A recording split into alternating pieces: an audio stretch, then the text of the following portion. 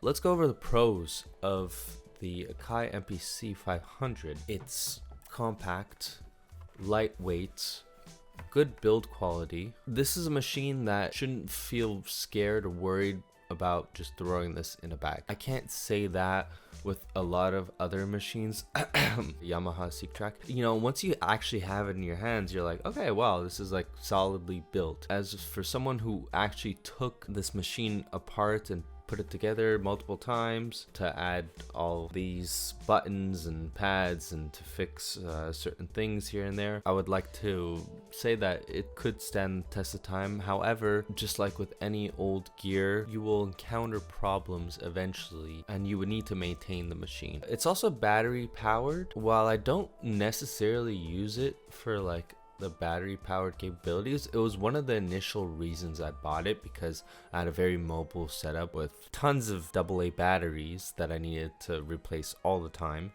But if you could just look in the back here, you could just take off this plate, and I don't have any batteries in here because I frankly never really use them. You can put 6 AA batteries, put another stick of RAM in there, and there you go. You have your MPC on the go. The only other MPC that offers this type of portability is the MPC Live 2, which I also own. It may be portable, but this is quite hefty of a machine. That was another selling point of why I wanted to get the machine, but I realized I'm mainly just producing in front of this computer screen. It's cool to have the ideas come to you and everything, or you know, just take your MPC to your friend's house and just, you know, turn it on and everything, and then just play your beats, which you could do for the 500, don't get me wrong, but you still have to connect it to your speakers and loading up the projects and making sure that you have enough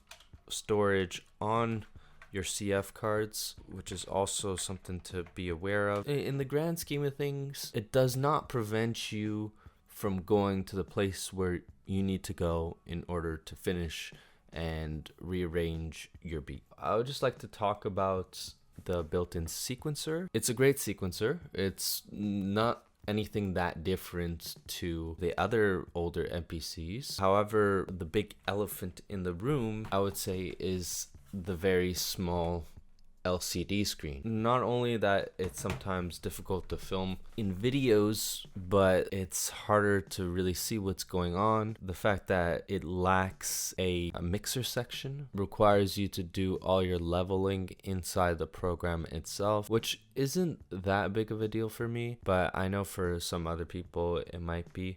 Just not to have that like flexibility and to see where the sounds are coming out of what mixer channel. And also the fact that it's only 12 pads, it doesn't really bother me, because I know people like to chop their samples into like 16ths. Let's say you have a sample that's 1 bar long, and just to chop it into 16 slices. You can't do that on here, but there are other workaways around it. You know, it's not really the end of the world. Yeah, chopping samples, I think this is a big one.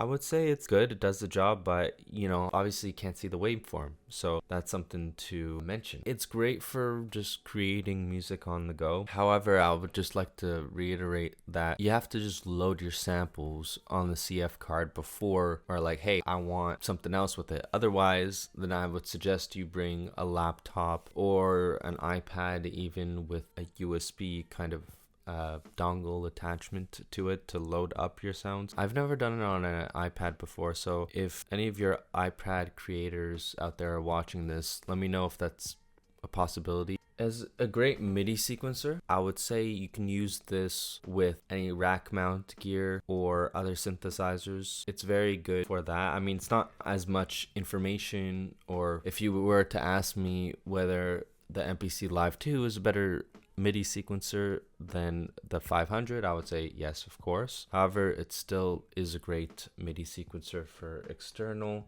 gear. The pads are alright. You know, if you were to just invest a bit more in a better experience, then I would really suggest you get the fat pads. I installed them in both of the MPCs that I have. They've been night and day in terms of actually performance. Now, going on to the cons section, even though I did mention a lot of cons, let's just skip over that. Limited storage for the internal memory that you can load up inside the internal memory.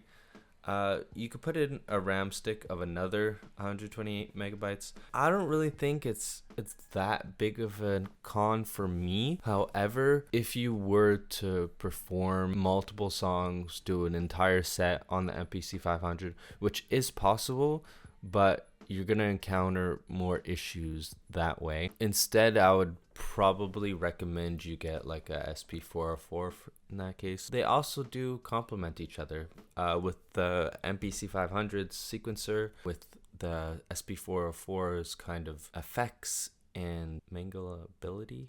Yeah, if that's a word. Yeah, I think they would make a good combination. So there's that. The limited screen, you can't really see everything that's going on.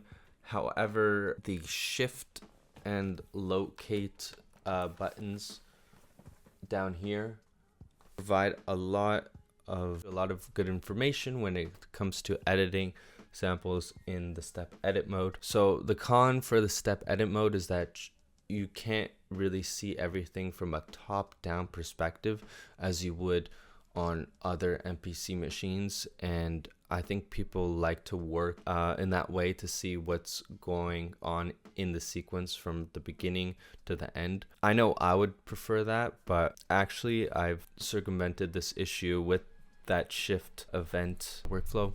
So there's that. Yeah, so when it comes to complex sequences and a lot of things that are going on, this is a machine that does not do well with that, just because of the limited amount of things that you can see. If you're not organized within your project, you'll spend a lot of time wondering which sound did I put in this track and I just want to mute it, and then you're recording notes onto different tracks, and then afterwards when you're trying to export your beat, you encounter a whole bunch of issues. In order to circumvent that, you should just be more organized. When starting out the project, write down on a piece of paper, hey, I'm putting the kicks in track 1, I'm doing the sample in track 7, and just so when you copy and paste the sequences as you're building the track, you know where everything is, but also you can label it as well and rename it, which is also good for your workflow. So there's a lack of built-in effects compared to the newer MPCs, but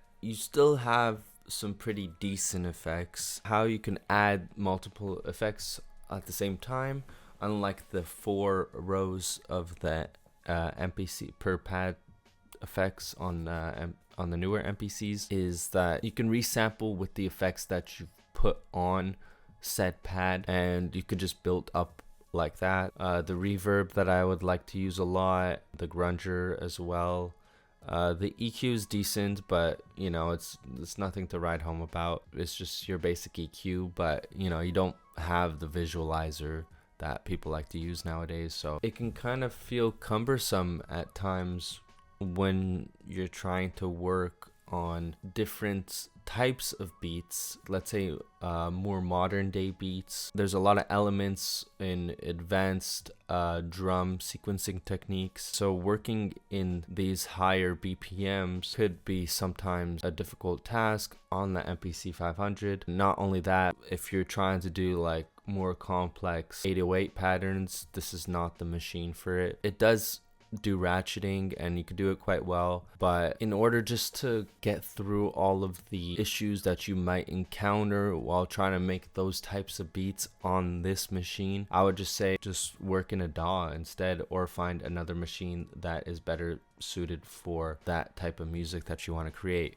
However, if you're still down with the older hip-hop styles, boom bap, very sample focused beats, then I would recommend you using this device, because it teaches you a lot about different sequencing techniques because of certain limitations of the machine, without it being extremely hard to a point where you're not inspired to keep working on said beat or project. So I think the MPC 500 is a great sampler and offers a lot of cool flexibility for the price, with a workflow that is intuitive but also old school, that could teach you a lot of things about the way you come to create beats. With that being said, I hope you guys enjoyed this video. If you like my content, please click subscribe down below, like the video. If you want me to do more MPC 500 type videos, please comment down below. With that being said, peace.